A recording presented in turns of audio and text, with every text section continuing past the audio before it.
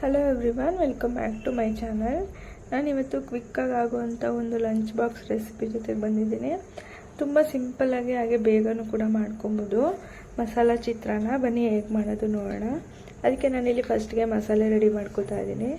ಅದಕ್ಕೆ ಒಂದು ಜಾರಿಗೆ ಒಂದು ಹಿಡಿಯಷ್ಟು ಕೊತ್ತಂಬರಿ ಸೊಪ್ಪು, ಒಂದು ಈರುಳ್ಳಿ, ಹಾಗೆ ಒಂದು 3 ಹಸಿಮೆಣಸಿನ್ಕಾಯಿ, 1 ಇಂಚು ಶುಂಠಿ, ಹಾಗೆ ಒಂದು 5 ರಿಂದ 6 ಬೆಳ್ಳುಳ್ಳಿ ಹಾಕ್ಕೊಂಡು ಅದಕ್ಕೆ ರುಚಿಗೆ ಸ್ವಲ್ಪ ಉಪ್ಪು, ಹಾಗೆ ಸ್ವಲ್ಪ ನೀರನ್ನ ಮಿಕ್ಸ್ ಮಾಡಿಕೊಂಡು ನೈಸಾಗಿ ರುಬ್ಬಿಟ್ಕೊಳ್ಳಿ. ಅಷ್ಟೇ, ಮಸಾಲೆ ರೆಡಿ.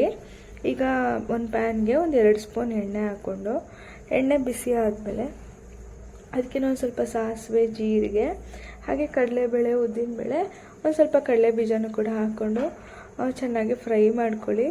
ಕಡಲೆ ಬೀಜ ಎಲ್ಲ ಚೆನ್ನಾಗಿ ನೀಟಾಗಿ ಫ್ರೈ ಆದಮೇಲೆ ಈಗ ಇದಕ್ಕೆ ನಾನಿಲ್ಲಿ ಕರಿಬೇವು, ಹಾಗೆ ಒಂದು 2 ಈರುಳ್ಳಿನ ಕೂಡ ಮೀಡಿಯಮ್ ಸೈಜಲ್ಲಿ ಕಟ್ ಮಾಡಿ ಇಟ್ಕೊಂಡಿದ್ದೀನಿ, ಅದನ್ನು ಕೂಡ ಹಾಕ್ಕೊಂಡು ಚೆನ್ನಾಗಿ ಬಾಡಿಸ್ಕೊಳ್ಳಿ. ಈರುಳ್ಳಿ ಎಲ್ಲ ಹಸಿ ಸ್ಮೆಲ್ ಹೋಗಿ ಅದು ಸಾಫ್ಟ್ ಆದಮೇಲೆ ಇದಕ್ಕೆ ನಾನಿಲ್ಲಿ ರುಬ್ಬಿಟ್ಕೊಂಡಿರೋಂಥ ಮಸಾಲೆನೂ ಕೂಡ ಹಾಕ್ಕೊಂಡಿದ್ದೀನಿ. ಅದನ್ನು ಕೂಡ ಚೆನ್ನಾಗಿ ನೀಟಾಗಿ ಎಣ್ಣೆನಲ್ಲೇ ಫ್ರೈ ಮಾಡ್ಕೊಳ್ಳಿ.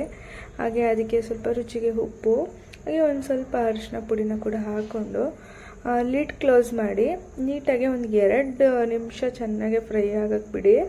ಅದು ಹಸಿ ಸ್ಮೆಲ್ಲೆಲ್ಲ ಹೋಗಿ ನೀಟಾಗಿ ಈ ರೀತಿ ಎಣ್ಣೆ ಬಿಟ್ಕೊಂಡಿರುತ್ತೆ. ಅಷ್ಟೇ, ಇದು ರೆಡಿ ಇದೆ. ಈಗ ಸ್ಟವ್ ಆಫ್ ಮಾಡಿಬಿಟ್ಟು ಅದಕ್ಕೆ ನಾನು ಇಲ್ಲಿ ಸ್ವಲ್ಪ ನಿಂಬೆಹಣ್ಣು ರಸನ ಕೂಡ ಹಿಂಡ್ಕೊತಾ ಇದ್ದೀನಿ.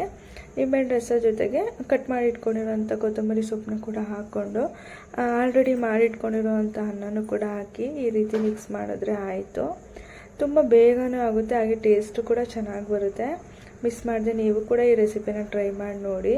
ಹಾಗೆ ನೆಕ್ಸ್ಟ್ ವಿಡಿಯೋದಲ್ಲಿ ಸಿಗ್ತೀನಿ ನಾನು. ಈ ವಿಡಿಯೋ ಇಷ್ಟ ಆಗಿದ್ರೆ ಪ್ಲೀಸ್ ಲೈಕ್ ಮಾಡಿ, ಹಾಗೆ ನಿಮ್ಮ ಫ್ಯಾಮಿಲಿ ಫ್ರೆಂಡ್ಸ್ಗೂ ಕೂಡ ಶೇರ್ ಮಾಡಿ. Thank you.